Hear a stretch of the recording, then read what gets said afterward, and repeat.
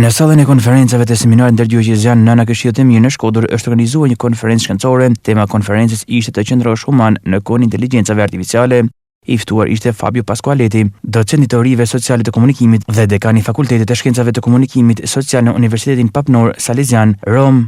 Lo scopo principale è spiegare che cos'è l'intelligenza artificiale o le intelligenze artificiali. Qëllimi kryesor është me shpjeguar si funksionon inteligjenca apo intelligjenca artificiale dhe se si ata futen në panoramën e përditshme të njerëzit. Inteligjenca artificiale është në të vërtetë një mjet shumë i fuqishëm, shumë i mirë, por me ato që më duke vënë re është sepse njerëzit janë duke i përdor pa e ditë se si përdoren. E rëndësishme është jo vetëm për t'i kuptuar, por me kuptuar edhe çfarë marrëdhënie kanë me ne, sepse përndryshe ne rrezikojmë që të bëhemi sklever të inteligjencës artificiale. Një prej problemeve që është duke vënë re sot është sepse për shembull problemet empatike jo vetëm të të rit, por edhe të moshat të tjera, të cilët nëse nuk arrit me kuptuar mirë, rrezikojmë marrëdhëniet e tyre që të mos kuptohen. Një element tjetër do të shohim edhe komplet impaktin dhe që kanë me mos me punën, me energjinë, por edhe në aspektin e nivelit social të inteligjencës artificiale. Shpresa është që ky studim i inteligjencës artificiale të bën me kuptuar gjithnjë më tepër dhe më shumë inteligjencën njerëzore. Ajo gjë që përpiqemi gjithmonë si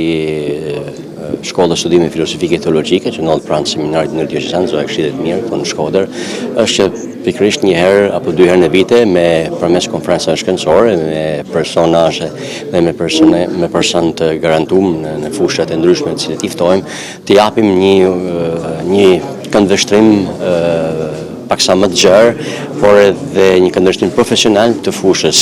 Dhe një prej tyre është edhe inteligjenca artificiale, që sikurse edhe vetë profesori Exori Nepak, profesori i komunikimeve, dekani i Fakultetit të Komunikimeve Sociale pranë Universitetit Papnor Salesian në Rom, Don Fabio, e ashtu sikurse edhe thoshte vetë që inteligjenca artificiale, sikurse është duke përdorur sot, rreziku është gjithmonë më i madh në cilën të përdorim diçka që të mos e kuptojmë.